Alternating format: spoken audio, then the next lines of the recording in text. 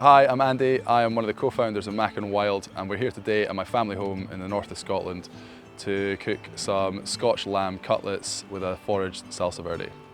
So I think the best place to start foraging is around your home. You just need to literally open your front door and start from there. So here at Mum and Dad's house we can forage for sweet Sicily, rowans, they've got apple and plum trees as well, and they've got all sorts of stuff growing in the garden. The items that we foraged really complement the lamb. Sweet and tangy berries from the rowan and also from the brambles as well. And then we've got a really aromatic punch of kind of licorice from the sweet Sicily. So Scotch lamb is the perfect centerpiece for this dish. It's got such a great fat content, and it really balances well with all the punchy, zesty berries and the wild garlic that we had in there. Yeah, all year round there's products to forage that go well with lamb. Like, let's face it, Scotch lamb is incredible, even on its own. So if you've got some flavours that you like to add in there, go pick them, put it in and see how it goes.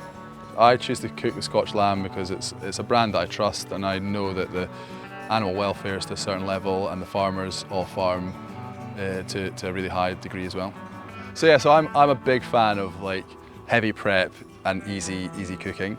So if you get everything together, or as much as you can in advance, it just makes the whole experience much more enjoyable, and you can eat with your friends and socialise. So first off, we're going to process the rowan berries. So you shouldn't eat them raw because they can upset your stomach, but if you cook them, they're brilliant for you.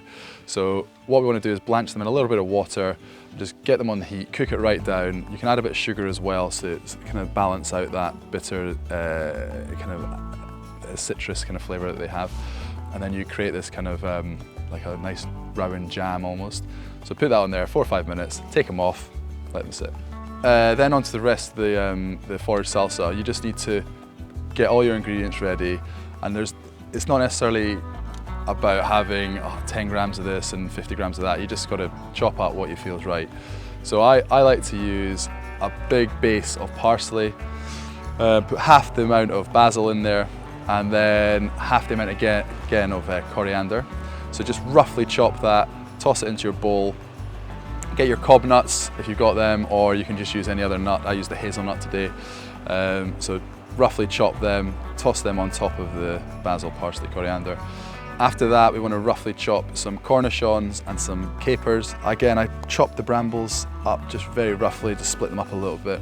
You got it all in there, that give it a nice little mix. I then added the wild garlic that I had pickled earlier this year, throw it in there. And then a good glug of rapeseed oil. With all my meats, I usually coat them in a bit of oil and then just season them on top. So we use some rapeseed oil all over the top, and then sprinkled some sea salt. We very quickly just put them over the heat and get a little crust on top. And then keep them off to the side for 2 or 3 minutes. Just leave them in a warm place, or you can even put them on your board and just cover them and just let them sit, and stick them on your serving board. Salsa all over the top, hand them out, get your fingers dirty.